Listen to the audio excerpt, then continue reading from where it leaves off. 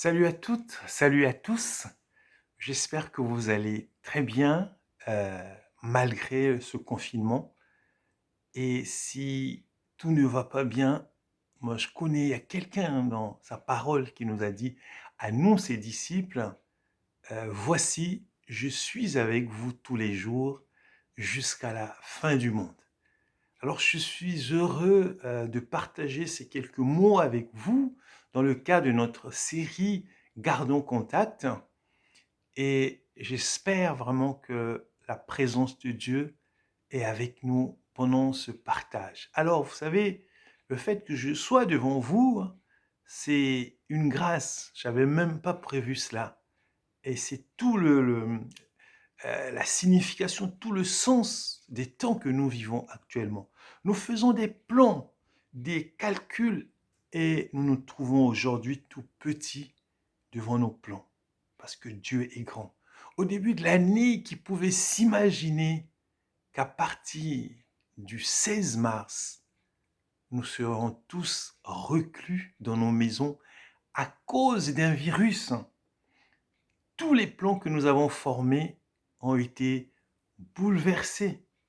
Ces événements nous rappellent ô combien Dieu est le maître des temps et des circonstances.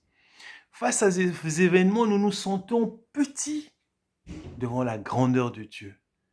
Nous nous sentons impuissants devant sa souveraineté. Nous voyons que les temps s'accélèrent et nous devons plus que jamais nous préparer au retour de Jésus-Christ. La Bible déclare dans le livre d'Éphésiens chapitre 5 verset 16, « Rachetez le temps car les jours sont mauvais ». Bien-aimés dans le Seigneur, chers frères, chères sœurs, chers amis, vous qui regardez cette vidéo, je ne sais pas quelle signification vous donnez à ces événements.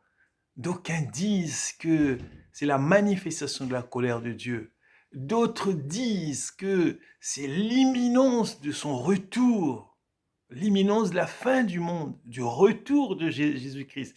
Mais moi, j'ai retenu un aspect de la signification, c'est celui lié à la souveraineté de Dieu. Certes, Dieu a donné plein de privilèges à sa créature, mais ô combien cette créature est ingrate à l'égard de Dieu. Je note avec stupéfaction la manière dont la vie s'est arrêtée en quelque sorte. Plus d'administration, plus de commerce, à l'exception des commerces indispensables. Bref, nous ne faisons plus les choses comme on le faisait avant. Et même au niveau de l'Église, on voit combien les programmes ont été bouleversés. On ne peut plus se réunir ensemble comme on le faisait avant. Certes, on a des alternatives parce que Dieu est bon, sa grâce est là, elle agit. Il nous permet, avec les nouvelles technologies, de garder le lien. Mais le constat est là, beaucoup de choses ont changé.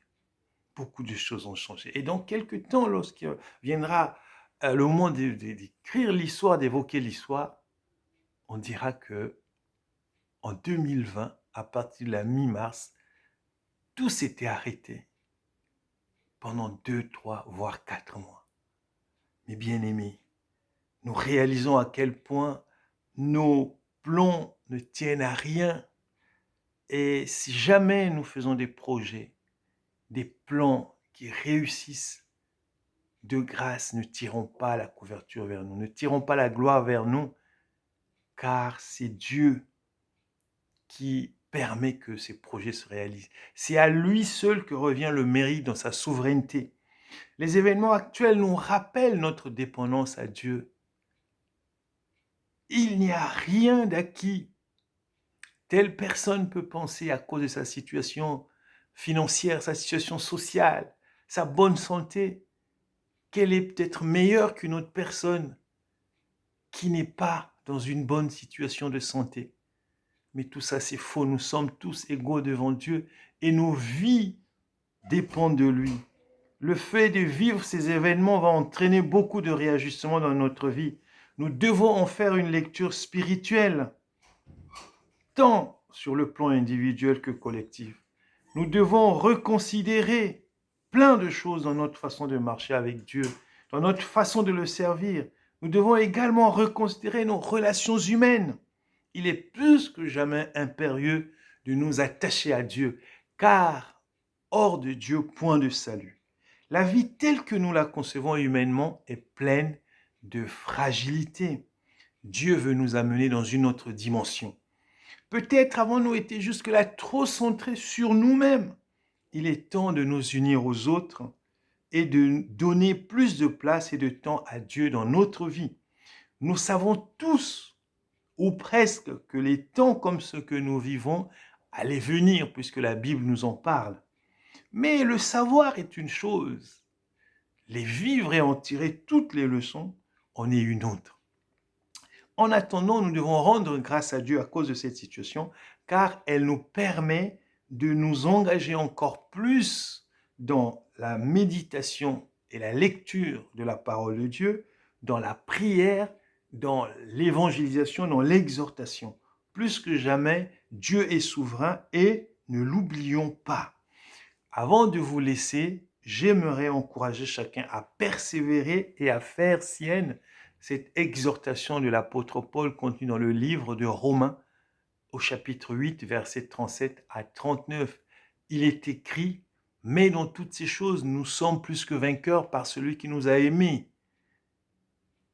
Car ni la mort, ni la vie, ni les anges, ni les dominations, ni les choses présentes, ni les choses à venir, ni les puissances, ni les hauteurs, ni la hauteur, ni la profondeur, ni aucune autre créature ne pourra nous séparer de l'amour de Dieu manifesté en Jésus-Christ, notre Seigneur. » Je vous remercie d'avoir écouté, visionné cette vidéo.